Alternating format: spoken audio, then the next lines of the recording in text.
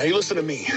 I don't want any plastics. I don't want any ground floors. And I don't want to get married to anyone. You understand that?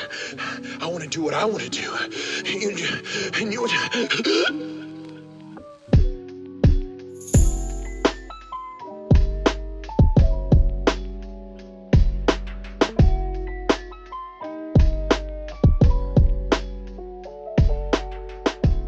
Yeah, dude, I can't believe Coach Hutchins is the head coach now. Well deserved, I guess. It's just, he's a good man. He is. And his family deserves it. Yeah. And he's put a lot of sacrifice in that. Yeah. I don't think he likes me very much. He's kind of hard to read, though. He's kind of one of those individuals that you can't really get a read on him. Like, you can't tell if you're, clicking with them or if he just hates your guts. I don't think he hates your guts. No. Or he's just hard on us. Yeah. For good reason. But he definitely had his favorites. Oh, yeah. Jordan. Remember Matt Leiter? Matt. Yeah. I mean, to his Jordan, like, our freshman year, like when we redshirted, did you redshirt? Or did you play your first year? I think I played. Dang. I think I did. I just remember Jordan was like his child. Who's Jordan? Jordan, dude. Tall, like, he was black, he looked mixed. Jordan. Tall, like, kind of skinny, athletic. Do you remember his last name? No, dude, oh my gosh. Our first year there. Yeah, this is gonna kill me, dude, if you don't remember it. I mean, it's alright if you don't. Yeah. But, no, bro, he had, like, I cannot believe this. a short afro with, like, blonde tips, kind of. Oh. Dang. Yeah, I just remember Coach Hutchins, like, loved. If you show me a picture of him, you would know him immediately. But like Devon Brown, Yeah. and like Darnell, yeah. and like all those guys. Oh wait, you don't remember him because he was a linebacker with me. Yeah. That year. But then me and him both became defensive ends. But too many shots to the head. Yeah. You're not lying. Yeah. I remember the first time I met you. Yeah. I do. How'd that go? Outside the hall door. Yeah. Oh, yeah. Yeah. I would consider that like a bump in. It was. It was like a bump in. Yeah. It wasn't like a corner one. Pretty sure I was taking my stuff in. You were with your whole family. Yeah. And your girlfriend at the time. And I guess I was heading Your out girlfriend somewhere. was there? Mm-hmm. Really? And I was heading out. Dang. And I don't know if I initiated it or if you had a question. No, you were heading in. Because you like opened the door. Like you held open the door and you were like, and I think So, hey, are you new in the hall? And then I said, hey, yeah, I'm Joseph, nice to meet you. And then I think I asked you what room you're staying in. And of course, it was house, and I think that was really it. Yeah. Very short. You like welcome me though. You were like, welcome, man. Absolutely. Yeah. Yeah. But our first official meeting was in Ryan and Nathan's room, and you were playing Call of Duty. And I walk in, and I think Josh was in there as well. And then Nathan was sitting down. Yeah. And you guys were there long before I was. Yeah. I remember. I can't remember how. I guess we knew each other from football. Yeah, that was our connection. Yeah, but we didn't really talk a lot until you started watching The Office with me. I wonder how that started though. Like, I wonder. That's what I'm trying to remember. Because it turned into I would come over like every other day, and then it would start like every single day. Yeah. And then David started kind of leaving the room more and more. Yeah. And then it was yeah, just you. yeah, that's right. And then I was like, shoot, I got this Whataburger here. And Yeah. I'd be sitting there watching, and then like I just hear my door just like slightly cracking. Yeah. And then it's just like a crack. You could barely see Reach just like looking at me. And I'd be like, it's like there's a ghost like watching me. Yeah, that's awesome. Like, come in, man. Yeah. Yeah. Just sit there and watch The Office. I think it happened in perfect timing though. Yeah. Because it was kind of the closing on the era before us on Second Hall, like kind of wrapping that whole era up. Yeah. And then we started that. And then that kind of built everything. And then Nathan and Ryan eventually kind of combined with us. And then Yeah, you're kind of right. kind of snowballed from there. Because like Noah was there. What's his last name? Glasses. And then who's the other guy? He's like a big second floor. Michael Sudeik? Not Michael Sudeik. Who's the black dude? Bald. Oh. You know what I'm talking about? You know what I I'm don't talking about? know his name. I don't think He I was ever he was funny. Yeah, I He don't was think funny. I ever got his name. But he would like always be in the lounge, like Yeah. watching NFL Red Zone. He Like, lived in the lounge, Yeah. bro. That was his room. Yeah. Yeah. He walked by just like knocked out on the couch in there. Yeah. But the build up to it was kind of perfect in the way it worked out. Because that kind of gave us time to build up what we had. Yeah. And then after that, y'all, the next semester, y'all became roommates. The next the next year. It took a couple semesters because I don't know if I was with Ben for a full year. If you were what? With Ben, like my first roommate. I thought you said you had Ben and then Hugo's Hugo's my second one, but I think Ben, I think he dropped out, and then I moved in with Hugo on that same side of the hall. Yeah. And then after Hugo, that's when David was kind of wrapping his whole sagging up, and I think he went to Idaho or something. And then we were both left with our roommates, and we both knew each other from football. And you're like, well, yeah. And we even had that office, connection. So I was like, well, might as well move It was in. perfect. And then history. Yeah. When was the first time you guys like realized you had something special with the hub? I think That's a good question. so. The first like huge event in the hub was when we did our Christmas. Yeah. And we put lights up, and we were gonna go. We went with each other. And we were like, let's go to Walmart. Let's go all out for Christmas, and let's just get everyone in the hall who we knew at the time and who we didn't know. Let's make a hot chocolate party. Let's make this whole entire event where people can just show up and enjoy our room. It's not the hub, just our room. See the lights, see the Christmas tree. And then that's when we had like all our posters up, all our flags. We had it all decked out. And then people just showed up. We didn't really have much at that point. We had your American flag. Yeah. Just kind of Walmart posters. Yeah. I had my like baby protection thing on the top bunk. Oh, yeah. Yeah. That was hilarious. Because you didn't want them rolling off.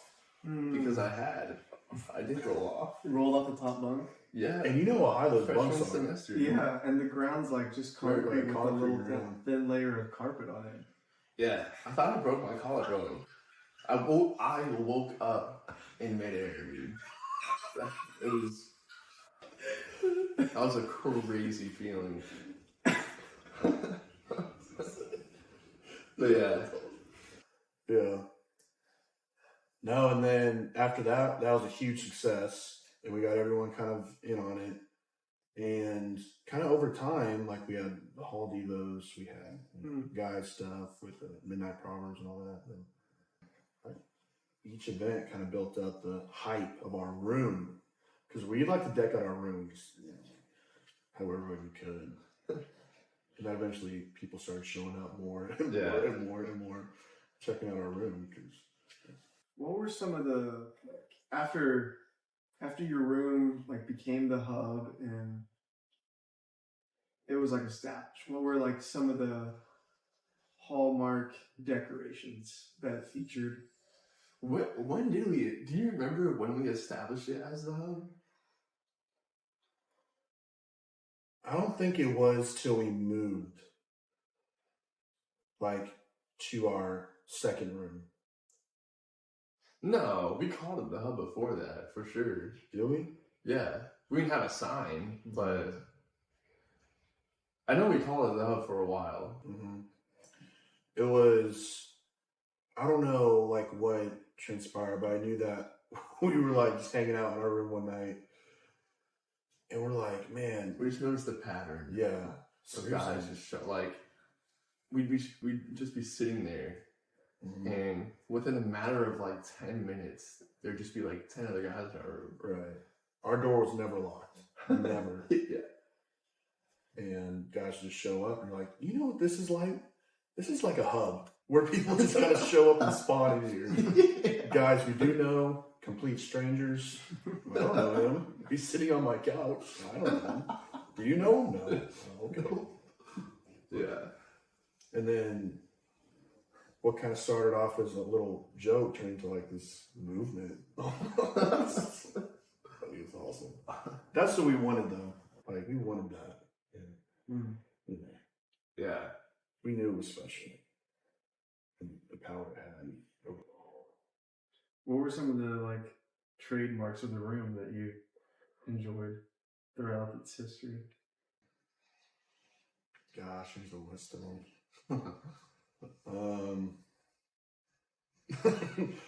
I know that one of my favorites, it was called the Hall of Heroes, dude. And like we took so much pride in that. And basically the Hall of Heroes was a section of our room we dedicated to just pictures of people we thought were like freaking, you know, like top of the line heroes. Some that may have received recognition, some may have gone under the radar, but we noticed. Yeah. And it was like sacred ground. Like you don't touch, you don't mess with the Hall of Heroes. And so like Zack and I would just go with each other and just say like candidates we thought would go on the wall, whatever. And I would go to the library and print off pictures, and we'd have a whole ceremony. Dude, it was legit. All in black and white. All black and white, no color. No color. Who were some of like your favorite candidates on the wall? Favorite members of the wall?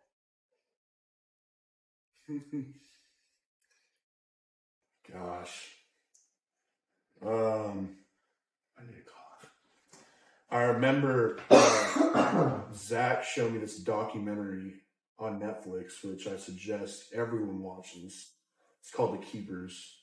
And that was his hero. That was kind of like Zack and I's thing, is we would watch all these documentaries, all these movies, because we're interested in a lot of the same stuff. And so that's kind of how we became close. And he showed me all this really cool stuff about a thing called Keepers. And there's this main character in there. It's about Sister Kathy Sesnick. And, like, she was the first one on there. Like, if you watch the documentary, like, you have so much respect for what she did. And you cut her face and put it on the wall. At least 100 on that wall. If not, like, some... It was covered, like, completely. No, it was completely covered. Remember who the second one was? Was it Sadie? Was it Sadie? I thought it was either Sadie or Bob. Ooh, Bob. It was Bob. I think it was because you watched Stranger Things and they're yeah. Bob from Stranger Things. Was he the one that got eaten? Yes. He was the one who sacrificed. Yes. Yeah. Well deserved. It's like acts of heroism. Who was Sadie again? That's from 11/22. Yeah. It's a great show. Mm. Yeah. There's this whole time where we had to take her down because This was back when me and Reed shared a TV still.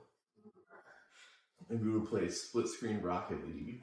Yeah. And we were in this game and we made a bet that I forget who all was in there and why the bet was made. Yeah. But they said that if we lost, we'd have to take Sadie off the wall. And we lost. Yeah. And we were brutally upset. Yeah, but we played like to the best of our ability. Yeah. I mean, we couldn't have played a better game. Yeah. But that was a big deal. Yeah. I feel like every semester the hub upgraded. Yeah. Every single semester. It was like the town hall. It just kept getting- it kept getting renovated. Some better. Yeah.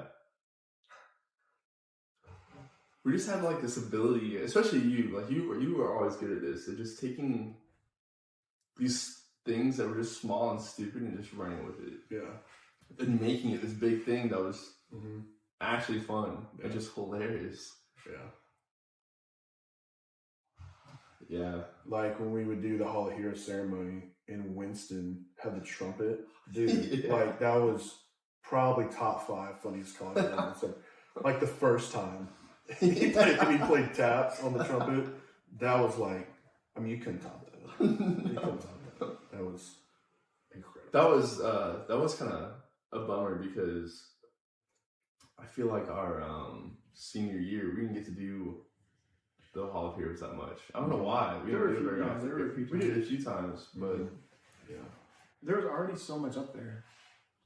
we didn't have a lot of room on our wall. Mm-hmm. Dude, our wall senior year was unbelievable. Yes, it was. There was almost zero like white space. Yes.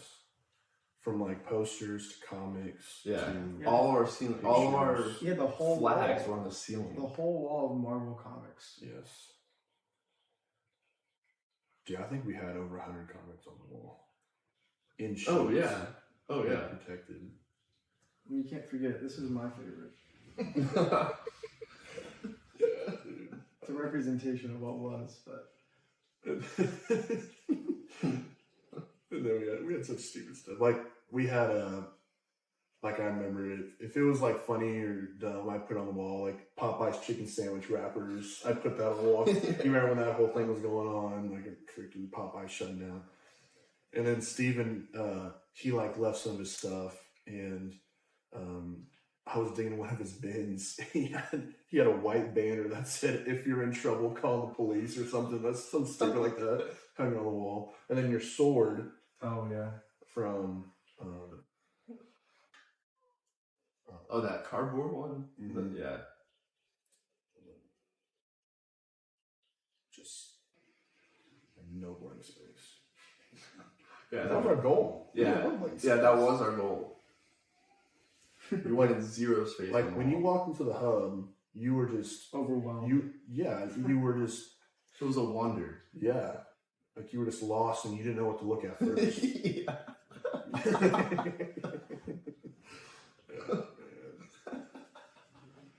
Yeah, man. Sam Cooke. And then John Denver, yeah. yeah. Those are like the forefathers of the hub. Gosh, dude. And then you got all your guitars up there. Yeah. I mean, it was like I would say our dorm room could compete with any of the best ones in the nation. Oh, Like for real. 100%. We could compete with Especially with all the furniture in there and like the way we set that up. TVs to furniture ratio. Yeah. 4 TVs. Mm-hmm. Well, describe how that happened. Like, because normally you have 2 people, 2 TVs. Yeah. So, at the time, our suite mates, of course, were Ryan and Nathan, and us 4 kind of came with a pact, and we said, you know what? Let's make a room designated just for hanging out and just socializing, whatever. And the other room for sleeping. It was the perfect college dorm room setup. like ideal. In the middle was the bathroom, of course, your shower, your sinks, whatever. And if you wanted to sleep and you wanted quiet 24/7, you go to the Haven. If you wanted a good time and you want to stay up all night, you go to the Hub. And so it was kind of the perfect balance. But we like put like 4 TVs in there, and in the Hub we had a whole couch. We had 2 recliners. Do we have our beds in there? We didn't have any beds, did we? We had the futon in the Hub. So the futon, my recliner, your recliner, their couch. Yeah. TV. That's right, we had the futon in there too. Gosh. Mm-hmm. Yeah.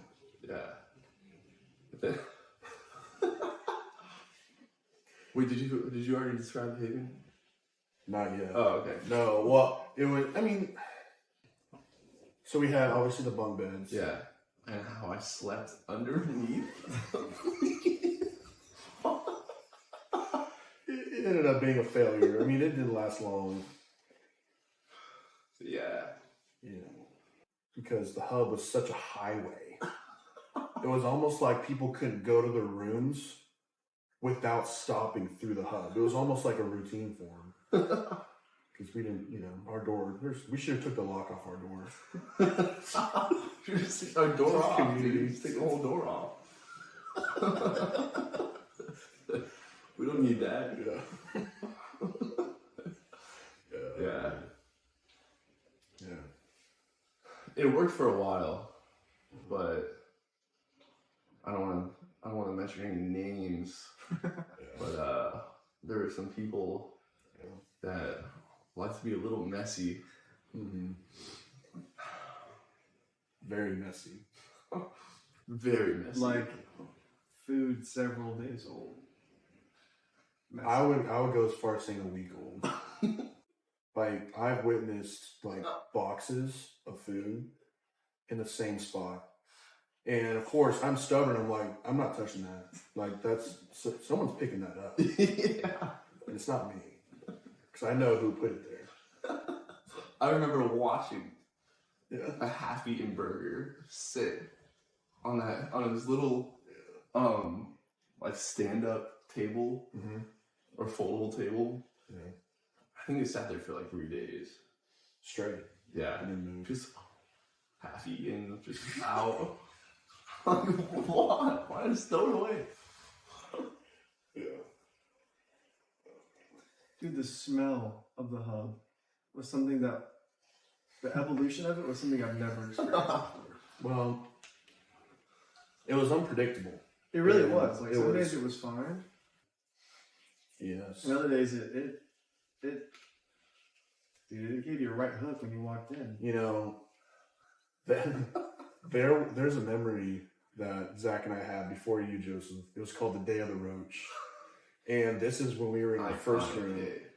And in our dorm rooms, we're given this little mini fridge with the microwave built on top. In every room, that's kind of custom to getting one. And in ours, we kind of noticed, every so often a roach would kind of crawl out of it. And oh, what the crap. He could shoot and kill it, whatever. But then over time, we started noticing more and more. And I'm like, okay, like, what's going on? They need to call an exterminator. We need to get some traps. And we put traps in our corners of the room. Yeah.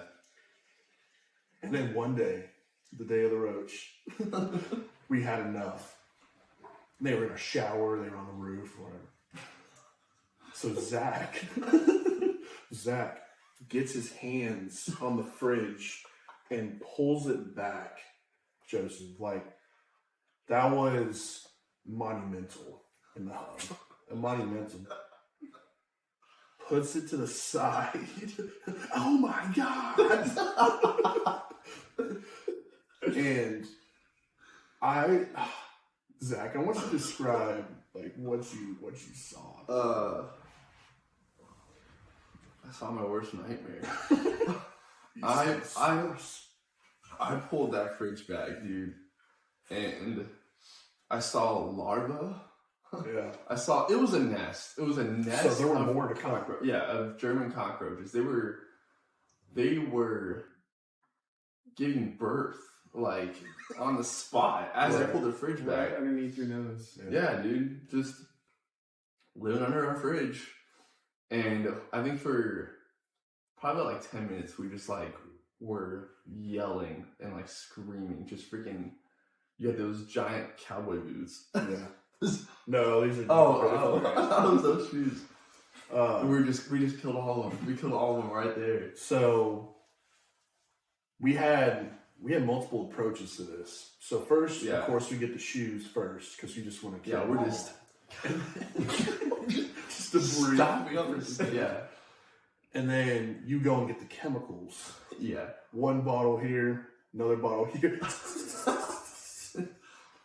And the aroma in the hub is like it's death. It's toxic. It was like it was German cockroaches, which are they're smaller, but they're like worse because I guess they're the ones that like really can like carry diseases and crap.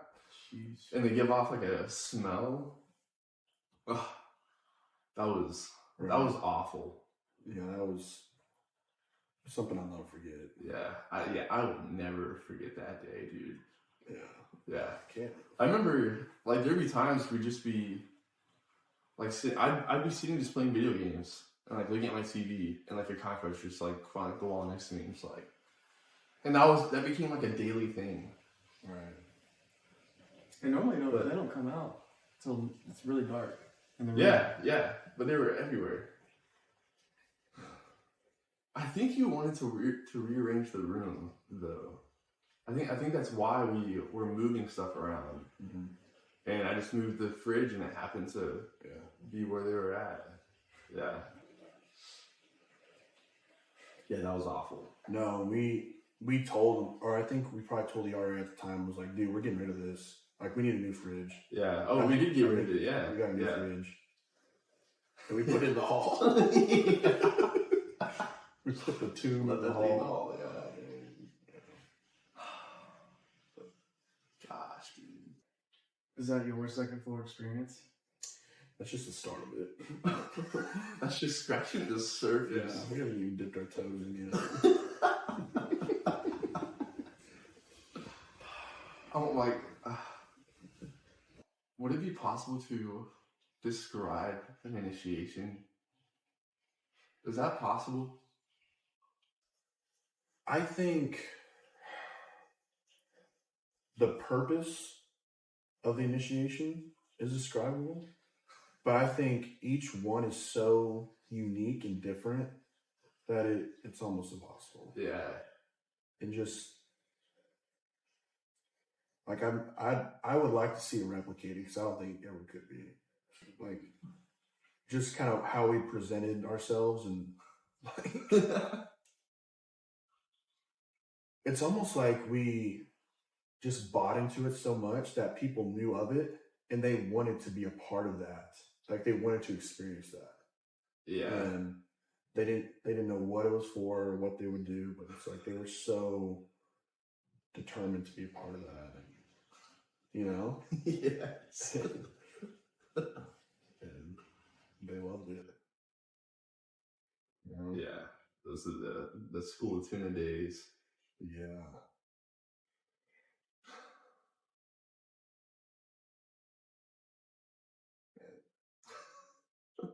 Yeah, it just gets my brain working. Like, gets all these memories going There's back. so many memories, it's like kind of hard to even like set your mind on one. Right. They all hit you at once. Yeah.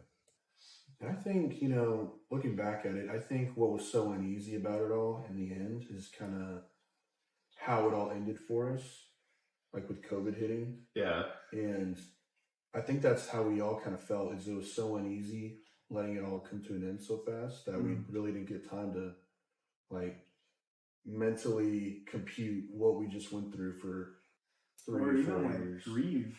Mm-hmm. Seriously, yeah. To get ready for the end of the semester. Yeah. Mm-hmm. And we didn't really get enough time to, you know, wrap a bow on it and say, man, this is awesome. Yeah. The next true. chapter, you know? Yeah. Which we all knew it was coming, but Right. to come to just happen so fast like that just sucked. Because like we were gonna hit spring break and then kind of finish the rest of the year. Yeah. However that looked, and then we ended up just going home and finishing school online. And, yeah.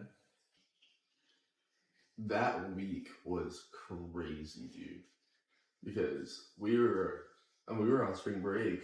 I was out in Galveston. Yeah. Y'all were all in Florida. Yeah, and when we got the news that they were like canceling school for a week, we were like jumping for joy. Yeah, like we were screaming, just like, yes, like we're off school. And then like who would have thought a week later we'd be sitting like I remember sitting in the room and like Alex was crying on the floor, and like everyone was devastated when we found out that they were kicking us out of the dorms. Yeah, that was crazy. Yeah, it was a wild roller coaster of emotions. Mm-hmm. Yeah, it was just me and you after that. Yeah, which I'm very grateful we had that. Dude, me too. Like I think that was much needed, and I think a lot of guys on the hall at the time needed that too. Yeah. You know, dude, how was that semester? Or it was a full year, wasn't it? Yeah. Yeah. It was a full year. Huh? Or was it just one semester? Excuse me. It felt like a full year. Yeah. I really think it was one semester. Because I remember I was doing my student teaching at the time at the middle school. Yeah. And then you were still, of course, going to class. I think it was one semester because I came back from winter break, I think, and you had moved home. That was rough, dude. But Who were you with that semester? Shantae. But I really felt like we were like the remnant. Like it literally felt like we were just in that room, us against the world. Yeah. That's how it felt. Oh, yeah. Because, I mean, we're wearing masks everywhere. You can really go out and do anything. I was grateful that we at least could be on campus. But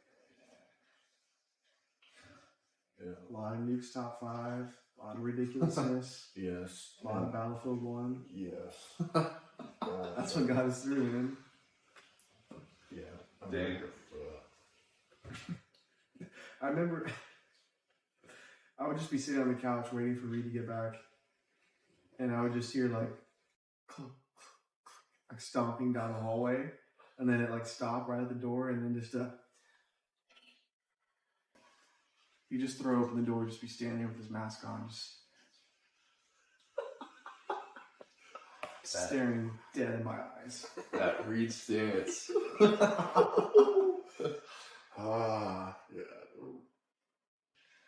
Yeah, that was a great semester. That was so much fun. I'm very grateful for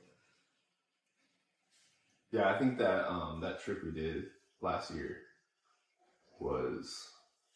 we needed that. Yeah. We really needed that.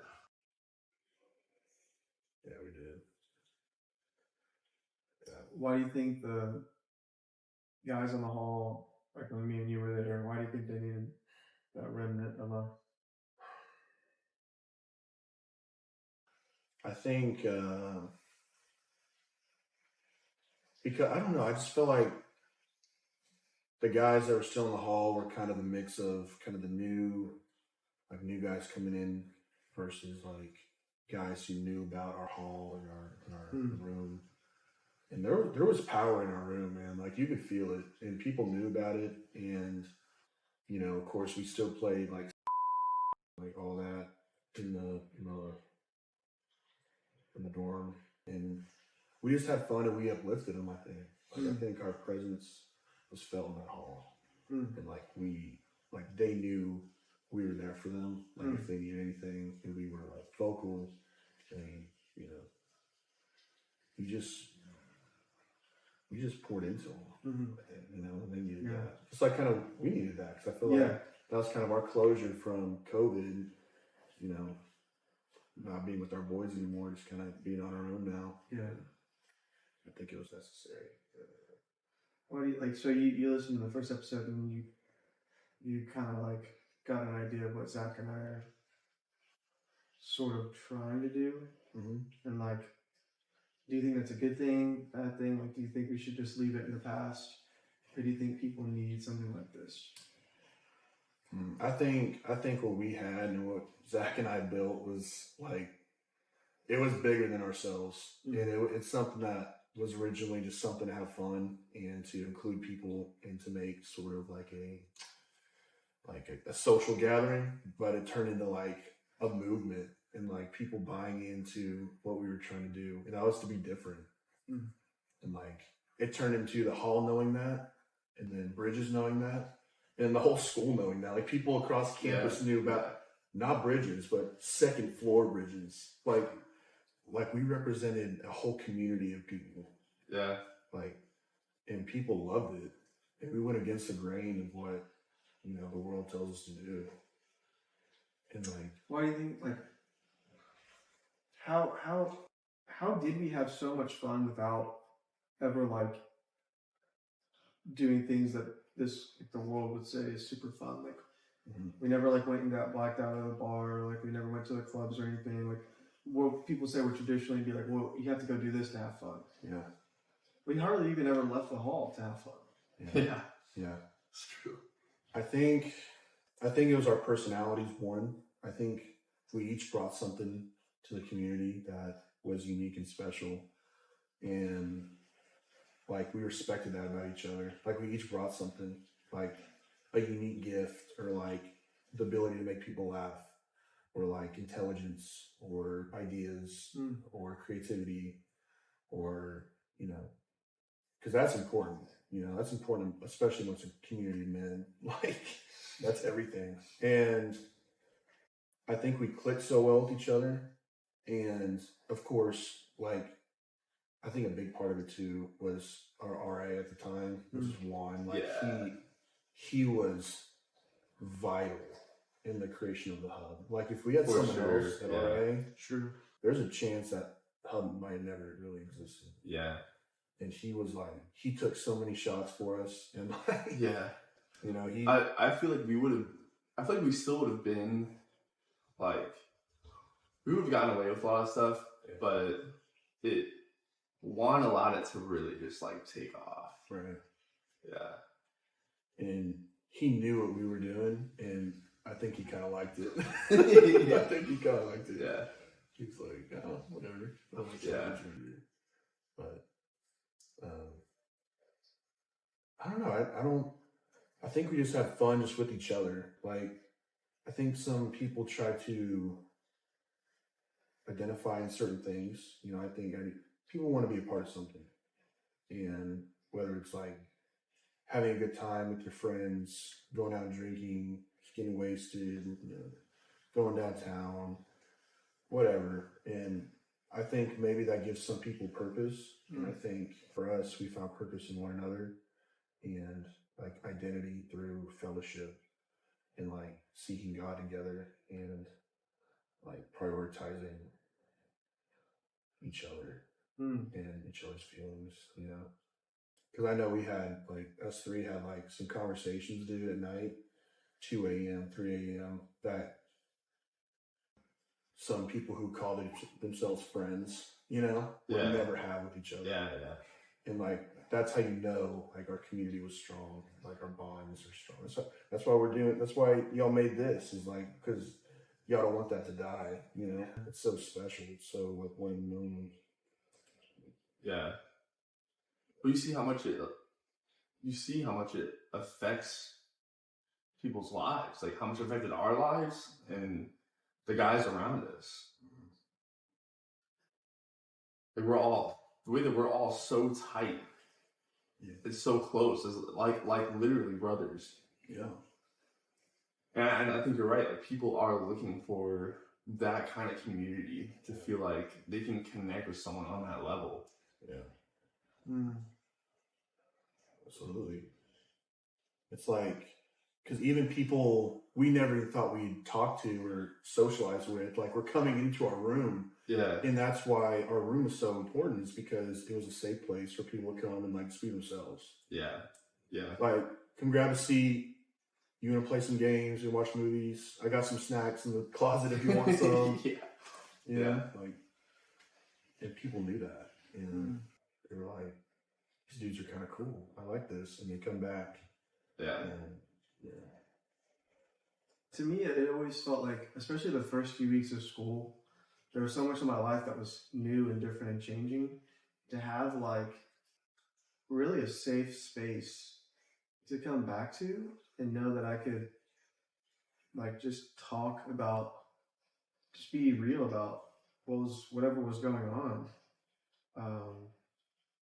was like so pivotal for me to be okay and like be healthy and be successful starting out in college. Because I think a lot of people in college sometimes have a really hard time even like finding friends or making friends. And for me to be put there like a week before school started to meet all you guys, to already have known Ryan, that was just like, I mean, I count myself so lucky to have been there for that, you know? And I feel bad for other people that have never experienced that. Yeah, I think, we went so against the grain of how college is supposed to be. And some guys are going to go through SAGU just under the radar, kind of hanging by themselves, maybe make a few friends. And we just wanted it to be different. And we wanted it to be an experience. Seriously, we did. And some people resented it because it's not what they believe and it's not what they would have done with their, educational career, whatever. And some people loved it because it was something that they could be a part of. And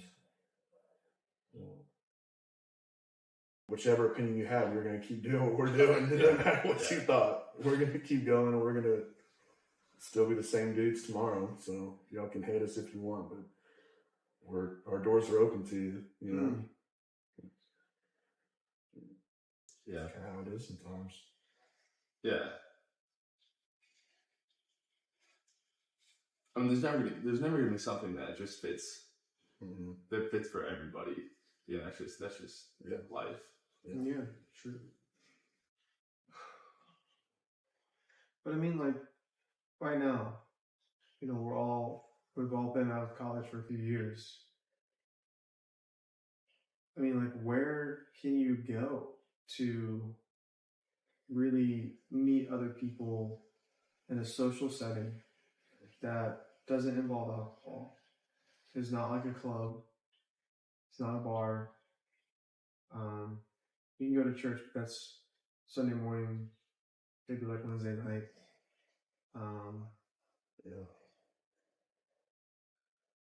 Yeah, absolutely. There's just not a lot to do, or to there's not a lot of places to meet other people that.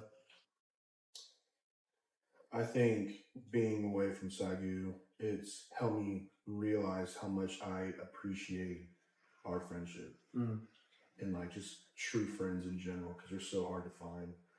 Like, there's so many fake people who claim to be your friend, and you're like trying to be transparent with them, and they're like not ready for that, or they can't handle that, And seriously, like they can't handle that weight. I'm like, it's like true friends are hard to find. So like if you get one, dude, you gotta hang on to it. That's why it's like I refuse to let go of what I had at SAGU, because it's so real, so genuine, and so rare. Like, we were just kind of how we all ended up there was like a miracle. Yeah. Like, you were set on a different school. I've never heard of what SAGU was. I didn't know. Yeah.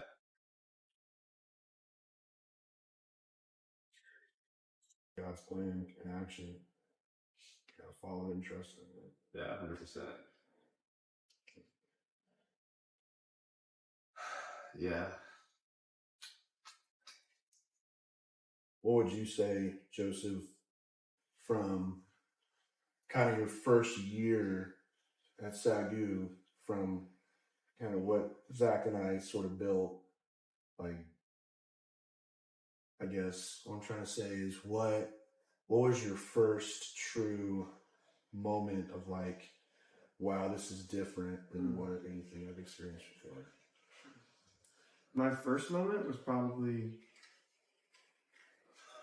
I think it was probably like the second day I was there, and we did a sauna party with Martinelli, and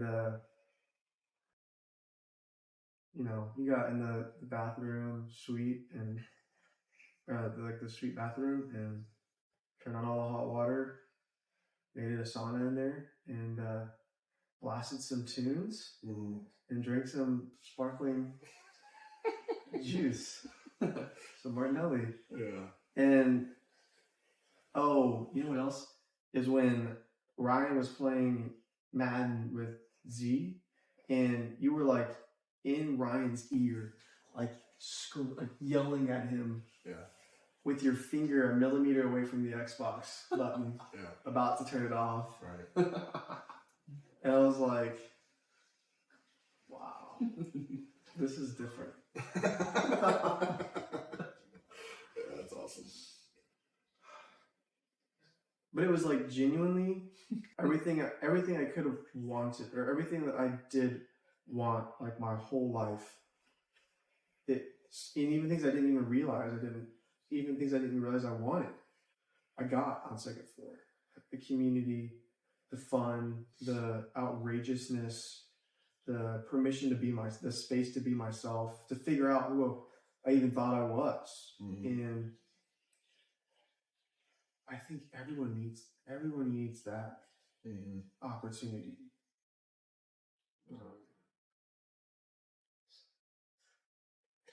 You know, little quick story. So at the school I used to work at, there was a coach, his name's Coach Townsend. And every single year he does this men's retreat out near Houston.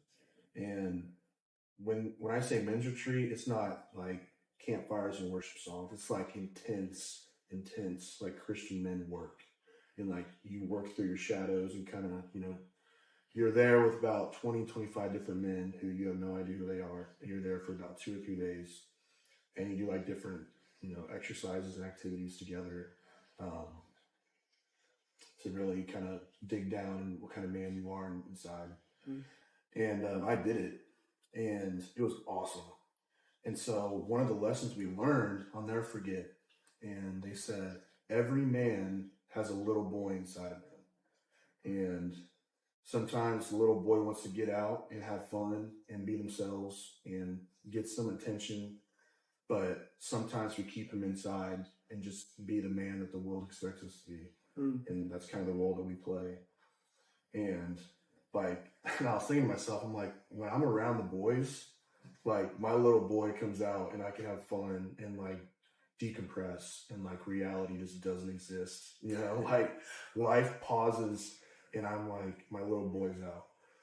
But then I go to work and I'm like, okay, but a man, I gotta, you know, professional face, gotta be a man now and like get back after it. You know? But I think sometimes you need your little boy to run around and have fun and like laugh and enjoy life because it goes by too quick, man. You know? Yeah. Yeah. So I thought that was pretty cool. Yeah, I've heard that, like what you're saying. I've heard someone say that men should strive to be 1/3 boy and 2/3 man. To never lose that side of you, like that creative curiosity, that silliness, that goofiness. And I agree. I think it's like it helps you to decompress. And there's something healthy about that. Absolutely. Yeah, for sure. And I think if you don't decompress, it builds up into something you don't want, like anger or depression or, you know, loneliness, anxiety, stress. Like you can be around people, but you can still feel lonely. Yeah, you know, absolutely. You can. It's just crazy. It's crazy that you can feel so alone and like no one understands you. But yeah, there's something about authenticity too. Like there's people, like, I'm extremely introverted.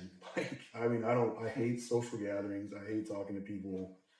But like when I'm around y'all or I'm around anybody that I enjoy being around, like I kind of like show myself a little more emotion, a little more, socializing, whatever. But it's just something about like authentic relationships that you can just be yourself and not some fake, some fake person, which I'm horrible. Yeah. I can't be fake. I have no. It's just I guess I'm just such like you're just too real. Man. Yeah, I'm too real. Like even if I try, like I don't know. Zack and I we both said to each other many times that we genuinely think you're probably the funniest person we know currently. Yeah. In our lives, both of our lives.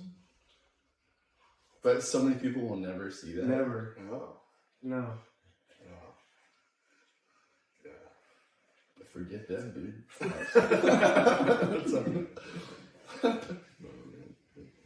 So you're a new father. New father, yeah. 3-month-old boy. Your son is 3 months. You have a firstborn son. Yeah, it's incredible. How was that process? Obviously it's life changing, but it's like my mindset has completely flipped, and like he's become like my number one priority. And I think as a man, because the father and the mother, they play different roles in different parts of their lives. And right now, the mother is, the biggest part in his life right now. Yeah. Nurturing, feeding, calming, stuff like that. And the first couple weeks of his life, I was like, kind of getting, not necessarily, disappointed, but like, man, I wish I could, help him or calm him down. Like, but of course, the mother, it's number one comfort right now. But I say to myself, I'm like, you know what? I'm going to have a time in his life when he needs me more. You know what I mean? Like, he's going to need his dad, like, when he gets, older and a little bit more mature. Yeah. Absolutely, dude. Yeah. And then he's going to start kind of, mother's nurturing right now and start kind of leaning more towards me for advice and what should I do. So I just want to make sure I'm equipped to answer his questions and like his curiosities, because I'll play such a big part in his life that I'm able to give him the right answers for a reason. I can't believe you're a dad, man. I know. It's wild. Yeah. Let's be honest, he was a dad moment before. Yeah. I got lots of practice. No. Our father. Yeah.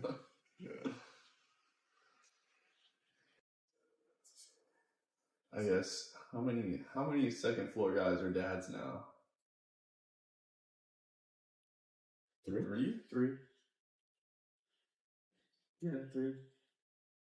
You counting Tyler? Yeah. Yeah. Dang. Yeah. But I think I'm grateful for second floor because I don't know. It's just I think it helped me like with my character and like my maturity, Really? in the sense of like I don't know. Like it's kind of weird, but it like helped me with like maybe like my confidence and like the way I carry myself. It's kind of hard to explain, but it allowed me to carry myself in a way that I'm proud of, and like what I mean. Like I'm confident with. I think there's something to having buddies or like having really, really close friends who know you so well, validate you. Yeah. So like when you're in your daily life, you can have more confidence knowing not only does someone these guys have your back, but they've seen who you really are because you let your guard down with them, and they're good with like they're supportive of who you really are, and that I think not a lot of people get to have people like that who can just really validate their true selves, not really just try to walk around as, and it creates this like well, when they really get to know me, then they'll know I'm really a bad person, or they'll know I really struggle with this, and I'm not perfect, and da da da da. But like, if you know that, I think that's how it is in marriage. Yeah. Like your wife knows, and my wife knows, like who we really are, and all the things that we're not good at, all the things that we forget, yet they love us still. Yeah. Absolutely. It's kind of like marriage is the starting point with a woman. Like, of course, there's dating, but once you start like truly living together, and then now there's a baby too, like you start learning more and more about each other, and that's kind of marriage. You're just figuring it out as you go, and you're figuring each other out, and saying, "I'm okay with who you are," and no matter how many times you fall short or whatever, I'll always love you and support you and stuff. So marriage it's awesome, but it's just something that requires growth. Yeah. Just like everything else.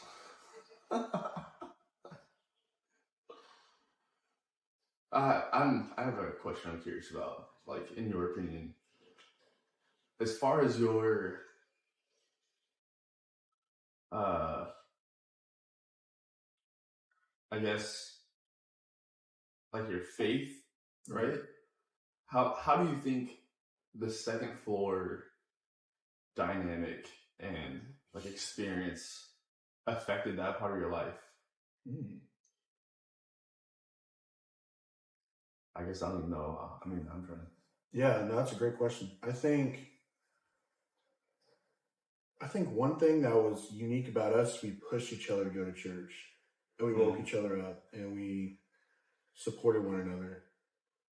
And of course, we all had hall devos, and we were constantly around the Bible always. Like if we were in devotionals, if we were in chapel together, if we were in our Proverbs together, if we were in whatever, we were always like in Scripture together.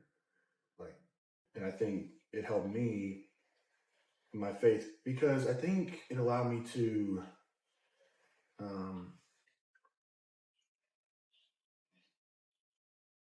I don't know. I kind of think of it as that's how church is supposed to be. Like, it's kind of like men who are kind of on the same mission together, like unified and growing in faith together, and knowing that one another is not perfect and that we don't match up. Yeah. And being okay with that. And like, I see you and I accept you just as you are. Yeah. Like, kind of like the hub in a sense, it come as you are. Doesn't matter what you have on, doesn't matter, where your faith is, where you stand, like you're accepted. Like, come on. Yeah. And kind of that community was what helped me. I agree. Yeah. I think I would say the same thing. Yeah. Because I remember, or I said on the first pod that we did that was like probably the closest thing to the early church that I've ever felt, where we're literally just literally doing life together. Yeah.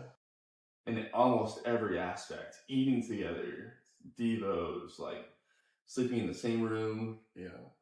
We were just always together. Yes. And we spent 3 years, 2.5 to 3 years in the same room. Yeah. Together. Yeah. Which obviously that's, unrealistic now. Yeah. But I don't know, yeah, just that feeling of us all just kind of spurring each other on. Yeah. And in any way, in like jokes, in like life, or in any aspect, we just kind of spur each other on. We encourage each other. Yeah. And uplift each other's like personalities, like you said. Yeah. Yeah. The hub was a consistent place.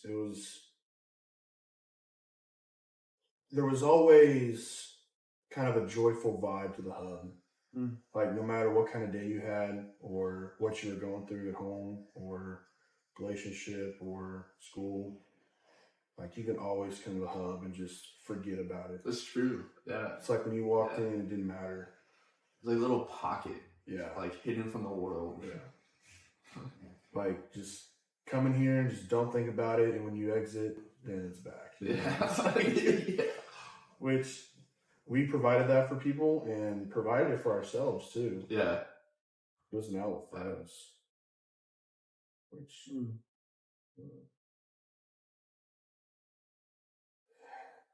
it was just so special. And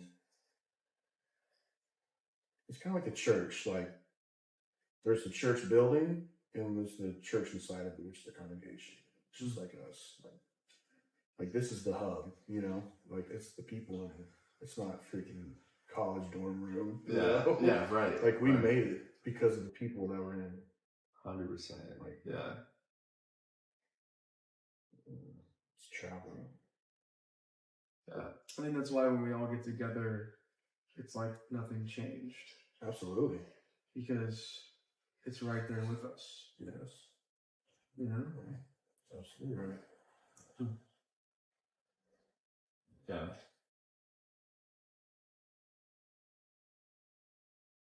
When's our next get together, dude? All the guys. And we need to do something. Yeah. Every year, 2 years, or something. Yeah.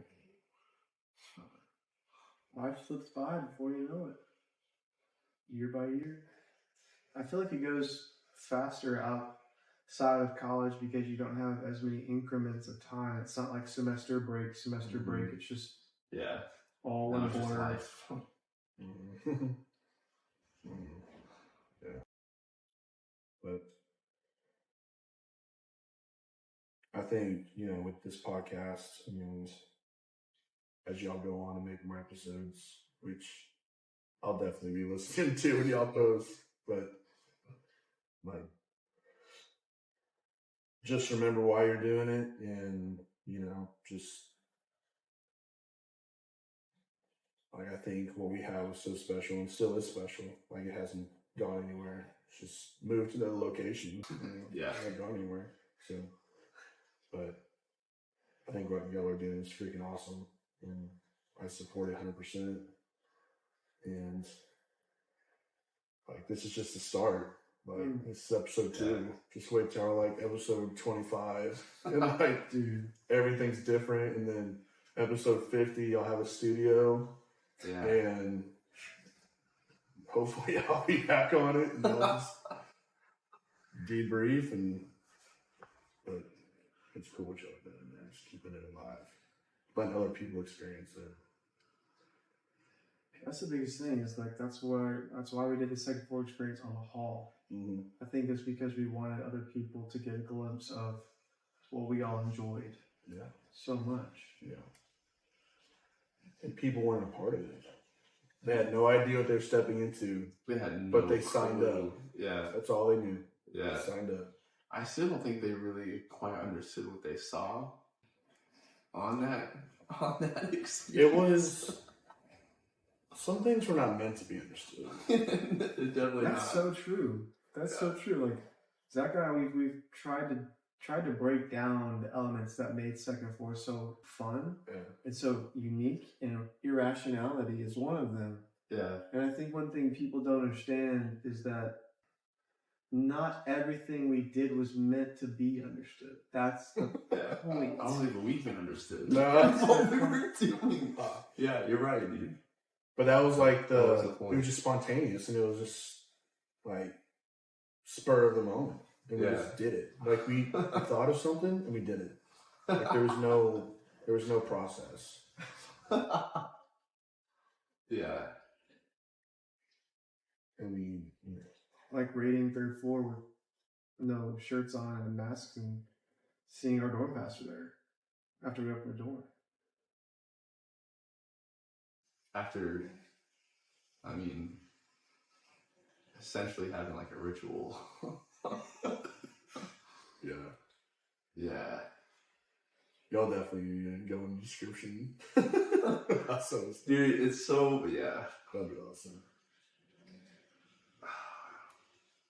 It's hard to know what to say, like what we can't, what we'd be allowed to say. Right.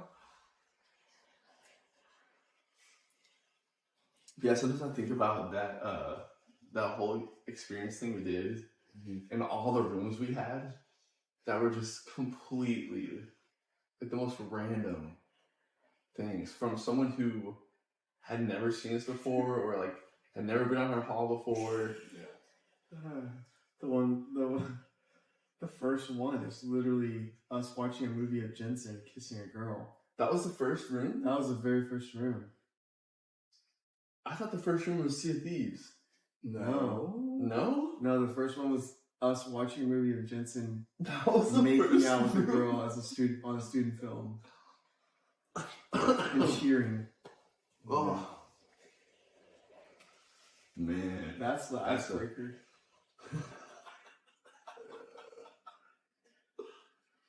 Gosh, I miss Jensen. Yeah. That's kind of the beauty of it, man. They knew two things. They knew what it was called, and they knew where to sign up. That's it. Yeah. That's all they knew. They each got playing cards of us and Nathan cut out. Power ups. Yeah. I just think about like, you know, people, the students that came through expecting something that just like wild, and like, and then them going through it and just being like, what did I just like? This is all they do. Yeah. Like this is it. Like this is it. This is what second floor is. You know. That's true. But to us, it's like we don't even care. We don't even care. Like not one bit. Whether you like it or not, or what. This is just what we do. But And we started Christmas lights and Christmas tree at a hot chocolate Christmas event to a whole entire hall Production. Yes. Yes. Theatrical production event. Yes.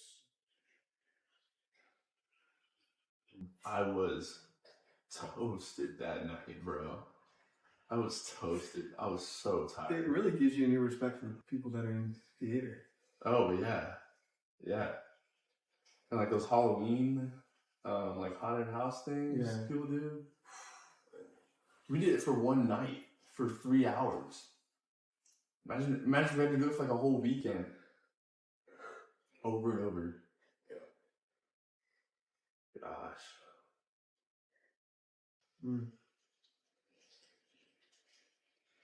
I still feel like we actually did it. Like when we came out of that M10 experience, Yeah. and we're like, let's do a second floor experience. Yeah. And we actually That's did right. it.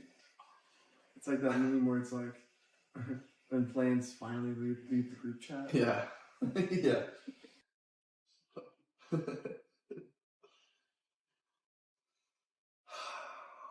Yeah.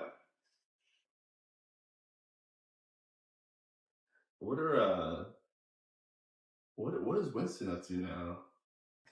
I don't know. I think he graduated.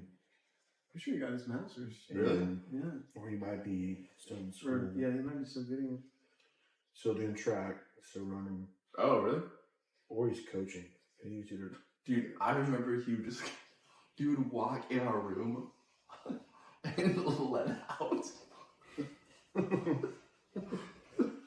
the loudest burp I've ever heard in my life, dude. Like, it would shatter my eardrum. Like his vocal cords can go like so high that or so low. It's like impressive. But so loud. Yes. Like- Like he can project. Yes. Like he's very talented. Yeah. He is. Man.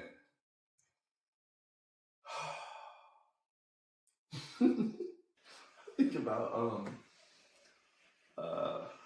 the full eagle. Sometimes. Yeah. And that was kind of like a side quest. That was kind of like a spur of the moment thing, of course. Yeah. And one person did it, and then we're like, okay, okay, go do it. And then everyone was just like, it was like an everyday thing. Yeah. Well, then it became like a badge. Like if you earned it. Like if you could complete the challenge, you earned the status of a full eagle. Do you remember the pelican? Like you did like an athletic feat. I've never seen. For the viewers, we'll talk about that later.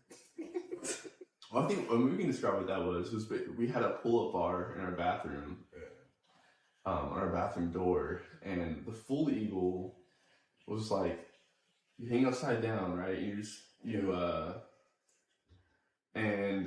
you didn't have to like stick your legs through, right? It was just like you just hang upside down, or and you do stick your legs through, but it's like you get the neutral grip on it, and then you're like in a upside down position. It's actually pretty tough, especially the heavier you are. It's like I can't believe that pull-up bar didn't like. Oh, it was amazing. Didn't snap on us or like the railing on the door, the door frame, and I know, bend or snap. And there's concrete in there. So. Yeah. That video, bro, of when we were doing that like workout night, and like I'm just like the video pans over and you see me look at the mirror with the Oz mask, bro. Yeah, we did pull-ups. Yeah. And then Nathan with like his trucker hat and his little cigar. Just doing curls.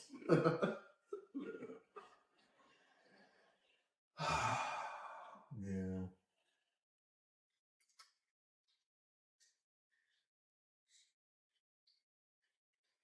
It was kind of crazy, though, how like when we disbanded the Mega Hub. The Mega Hub. Yeah. Yeah. It was like pretty shortly after that like then it was spring break and then everything hit and we were done. Like that was it. Yeah. So like us being back on our own didn't even last very long. Like I never even got to get my bed back on the bunk bed. From that time on, like after Nathan and Ryan destroyed our room. That's what created the break from, because we wanted it back. Yeah. Like we wanted it back to the original we had it. Yeah.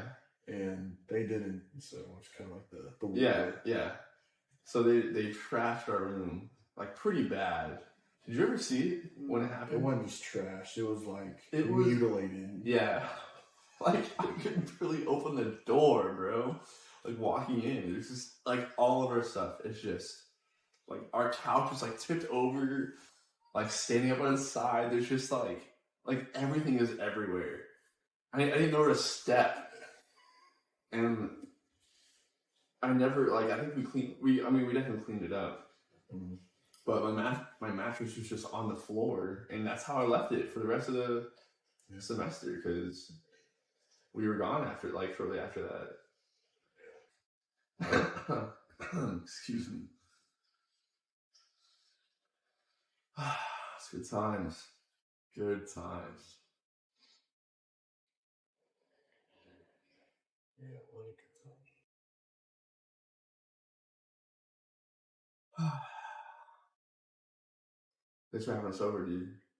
Of course. Thank y'all for coming, making the drive, for letting me on. Absolutely. We're You're our first guest. I know. You're our first. I feel honored. Official. Anytime. Got that fence fixed. Fence. Yeah, it's currently 10 degrees outside. It's so cold. Yeah. Hope y'all a lot of success on this podcast. Yeah, I hope y'all just thrive and that this thing just really gets going. And We'll see, dude. 'Cause if not, I'm gonna be living on the streets. just be persistent and like, you know, just remember why you do it. Remember the reason. So no exceptions, right? no exceptions. No exceptions. Right.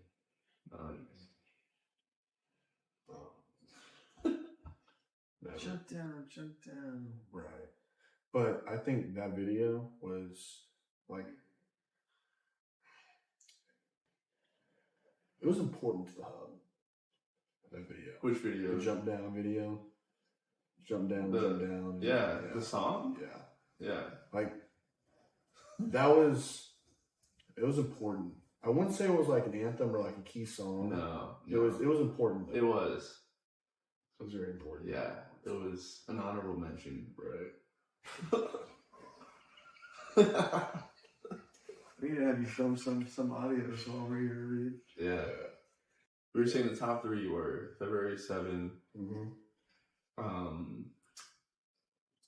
What are the 2? We were just texting each other about it.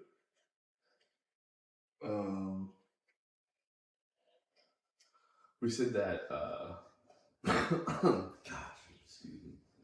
We're saying that piece of Yeah. we're saying that's the anthem. That's like Yeah. What was that Sam Cooke song we listened to over and over and over and over and over again? Oh, Nothing Can Change This Love? Mm. Dude, Yeah, that was a big one. Yeah. That was a big one. That was like early on, but I definitely consider that top 3. Yeah, for sure. And then That was a song to our dance. That was our first dance at our wedding. It's a great song, dude. Such a good song. I don't know. I'm not sure. I have it. Hold on. Yeah, I'm not sure about the third one.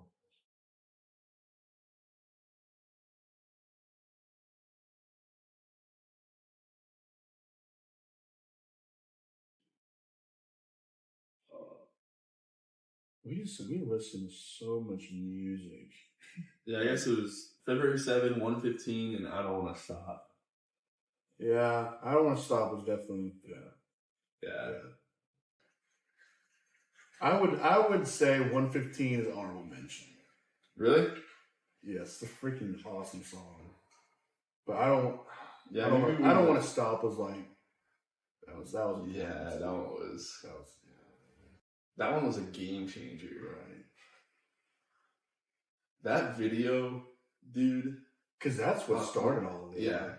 Like wearing it and that video of us too, like when we're just going crazy too. Like I remember I was in tears laughing so hard at that, dude. Yeah.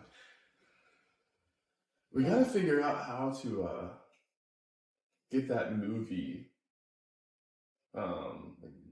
that I made up somewhere. Mm. And not copyrighted.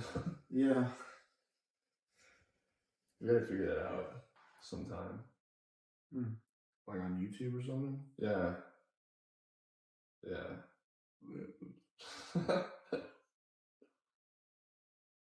I feel like that video is the closest thing you could get to seeing what it was like without like being there.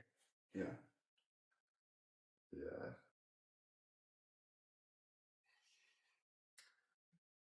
Well, anything else you want to say? Any other stories you want to get in? I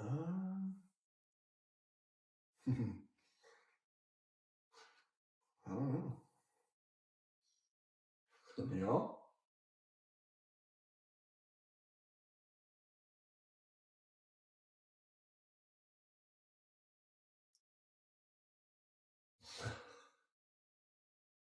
Although I will say, some of the artwork you made for the hub was like critical too. Really? Would you attest to that? Yeah. Like you made some for sure. really cool stuff. I was glad to contribute. Dude, the hub sign? Yes. The hub sign. Iconic. Resistance. Yeah. You made that whole armor for bridges. Dude. And You just made like a bunch of cool stuff. I remember walking through the hall with Pastor Abby, and the resistance sign was above the hallway door, and she was like, "What's that about?" And I was just like, "Oh, it's just a cool sign we made." You want to describe? She had no clue. You want to describe what it really was for people? What was it really? I mean, it was like, it was really the resistance against her, right? Like, pretty much. Because of how strict she was. It's almost like the dorm pastors are like different seasons in a TV show. Yeah. It's like different seasons. We had one every two, season freaking three. semester or year. Every year. We had a different one. Yeah.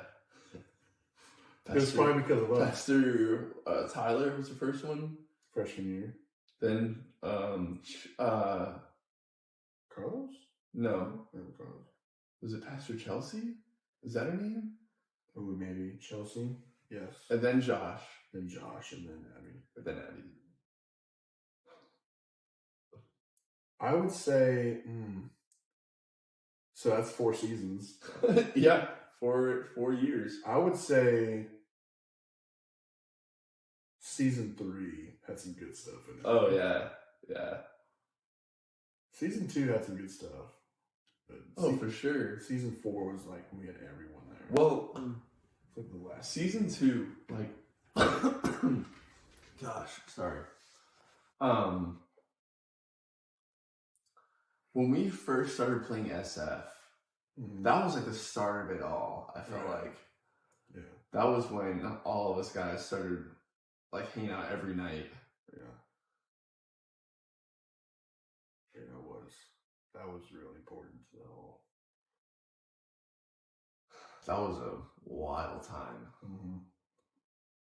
And then season 3, like the height of School of Tuna was pretty nuts. Yes. Yeah, I would say that's like the prime, like the. You think so? You think that was peak second floor? Cause the dude, Mega Hub was epic. It was epic. Yeah. And the second floor experience, the fact that we pulled it off. And the Florida trip. To finish it off. Everything. Well, the second floor experience, I know for a fact there will never be anything like that in Saga history. Oh, never again.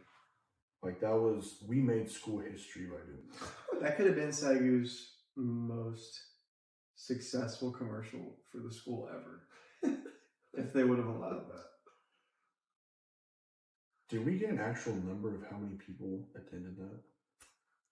I don't know. I want to say it was like between 20 and 30 people. I want to say it was like more around 30 because I think there was like. How many groups is that? 5 groups of. So like 5 groups of 6 or something like that. Yeah, that makes sense. Yeah. For a non-school planned event for a dorm hall. Yeah. At a small school too. And we didn't really even advertise it. Really, No, we yeah, couldn't no, because it wasn't a school event. Yeah. So imagine if we made flyers for it and told the whole school about it. Yeah, we didn't make one flyer. How many people would show up to that? It's all word of mouth and social media. Yeah. I think I don't think we would have had another chance to do it either after that one. No. If we had missed that one, that would have been it. Yeah. That's wild, dude. That's wild. Yeah. Do you guys remember when we had it was the SF punishment where we each made the slide on the PowerPoint for what's his name? Oh. I never made a slide. You never made a slide? I don't think so. What? Were you there for it? Mm-hmm. You were there. Yeah, you were there. I just never made a slide. But I know I didn't lose. So I was like, I'm just going to watch what happens. Oh my gosh, dude. Was it for a class presentation? No. No, the punishment was that he had to we each got to create, like, we created a PowerPoint, and everyone got to make one slide each, and you put whatever you want on it, and then that person, the loser, had to present it to all the students that were visiting, like, for campus days. In the lounge. I just, dude, what was his name? What was that kid's name? JD? No. Oh, No, was it? No, I thought it was. no, it wasn't him. I forget his name, but I just remember that slide for over. I remember that was an intense game. Yeah. Oh, yeah. Like, But that we- was a bad punch. Whoever made the slide, that was like, he's like reading it. I forget what all it said first, but he was like, and now I'm gonna do a backflip. And he did it, dude. I was shocked. I was shocked that he did that. Gosh, that was so funny. All those like visiting kids look like deer in the headlights. Dude, They saw their future like flash before their eyes. Yeah. There. they thought we were morons. Were they wrong? No. No. No. Gosh.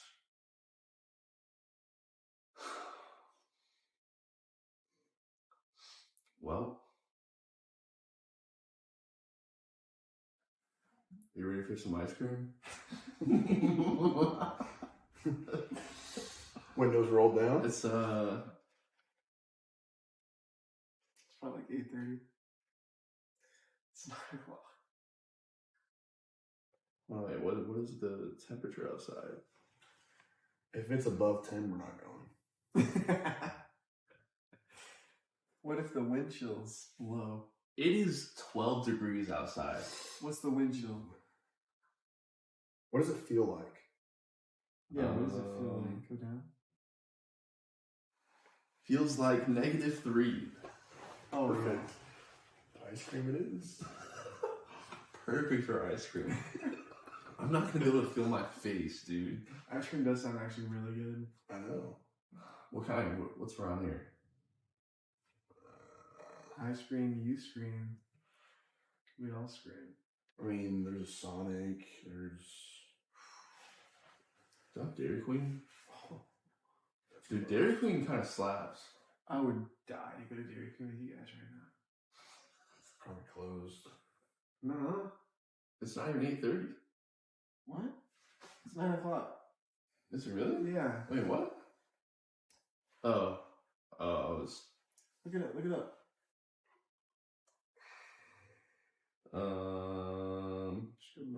Yeah.